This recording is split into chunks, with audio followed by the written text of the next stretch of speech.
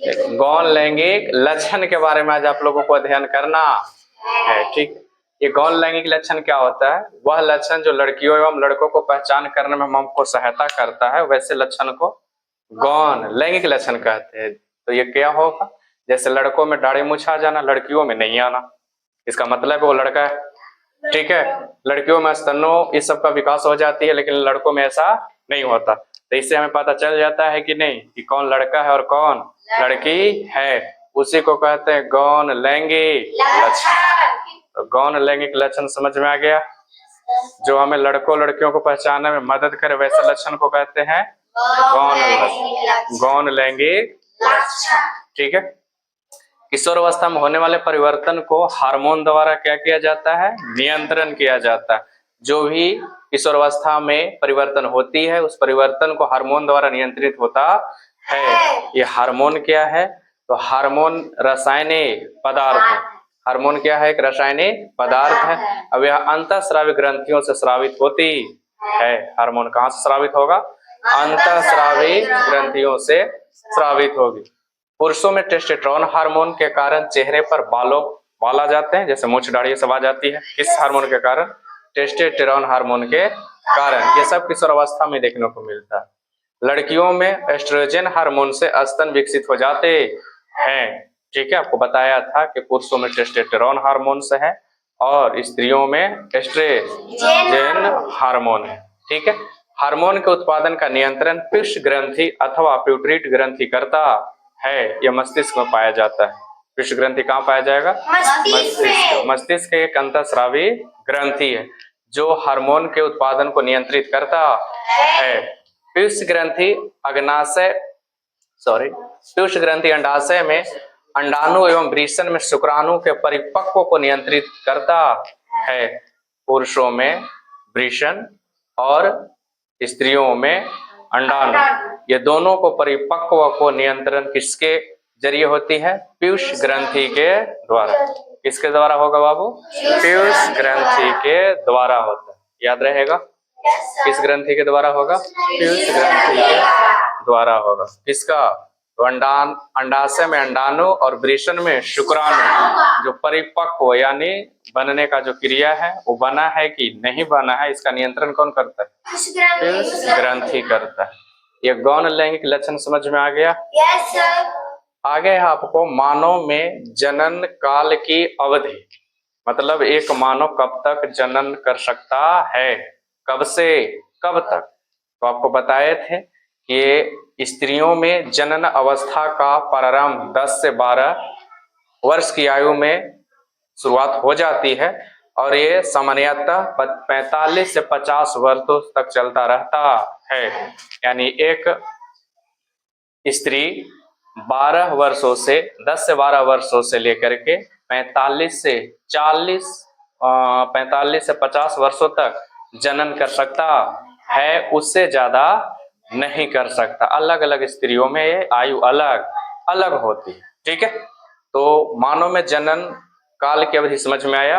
यानी वह अवधि जिसके कारण कोई स्त्री 10 से 12 वर्ष की आयु से लेकर के 40 से 45 वर्ष या 45 से 50 वर्ष तक की जो उसकी क्षमता है जनन करने की, उसी को कहते हैं मानव में जनन काल की अवधि।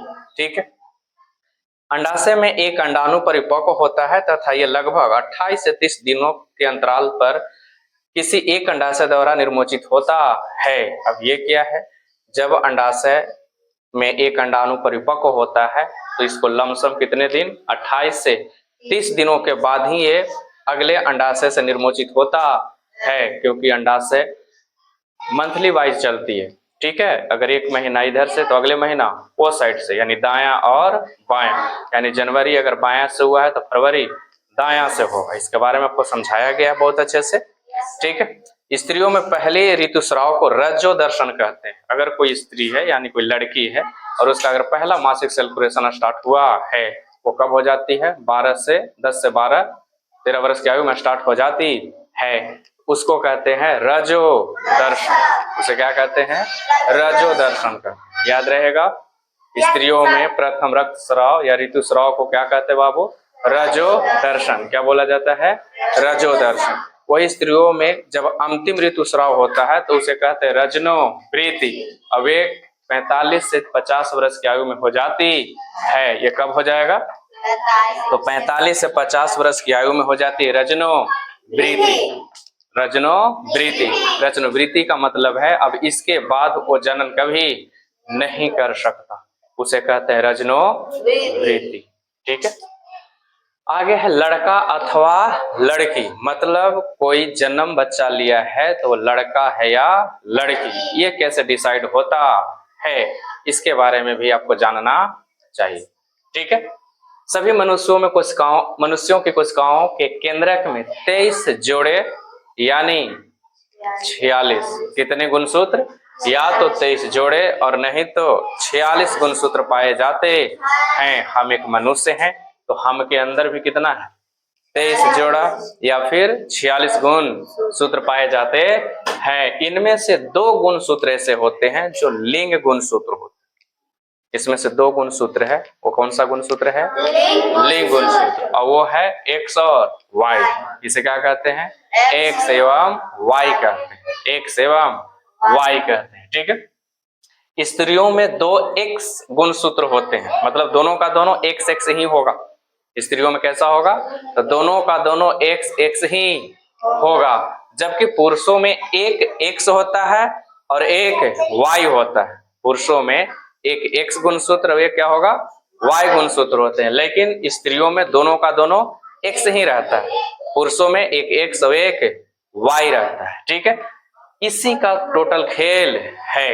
अब इसको समझिए, जैसे यह शुक्राणु है तो शुक्राणु है तो एक वाई है और एक एक्स है। ये दोनों का दोनों अंडाणु है, ये दोनों का दोनों क्या है? अंडाणु। ये अंडाणु है, इसमें एक्स है और इसमें भी एक्स है। अगर वाई वाला एक्स से और एक्स वाला एक्स से, समझना इस बात को, अगर वाई एक्स से मिलेगा, ठीक है, तो एक्स वाई बनेगा, और अगर एक्स वाला एक्स से ही मिलेगा तो एक्स एक्स बनेगा। ठीक है, तो अगर वाई एक्स से मिला है और अगर वो क्या बन गया? एक्स वाई बन गया है, इसका मतलब वह नर जन्म लेगा, यानी लड़का जन्म लेगा।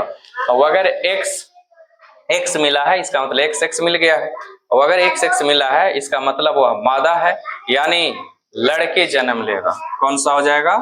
लड़की जन्म लेगा। लेकिन अगर कोई गर्भ अवस्था में महिला है, उसका कभी जांच करवाना कानूनन अपराध है। मतलब गर्भ में किसी बच्चे को लिंग निर्धारण करना कानूनन अपराध है। मतलब अगर गर्भावस्था में है तो उसको जांच करने का अधिकार नहीं है कि वो लड़का है या लड़की।